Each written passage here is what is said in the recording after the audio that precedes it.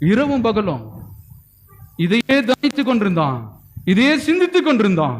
நிறைய பேருக்கு என்ன தெரியுமா, நம்ம செத்துருவோங்களோ, மாரடைப்பு வந்துருமோ, ஏதாவது நடந்துருமோ, இப்படியே தான் நைட்டும் பகலும் இதுதான் பெருசுபடுத்தி அவங்க மனதிலே சிந்திக்கிறாங்க.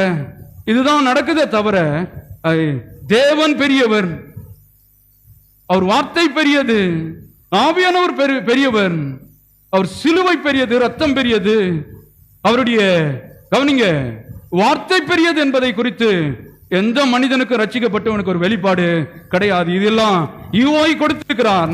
இதை நாம் இரவும் பகலோ அதை நோக்கி பார்க்க வேண்டும், அதை பேச வேண்டும்.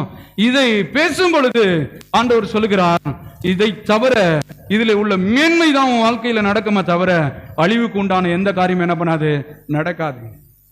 மனிதர்கள் சபைக்கு போறது தப்பு இல்லை இல்லையா? எந்த சபைக்கு போகிறோம் என்பது நாம் தீர்மானிக்க வேண்டிய அவசியம் இருக்கிறது.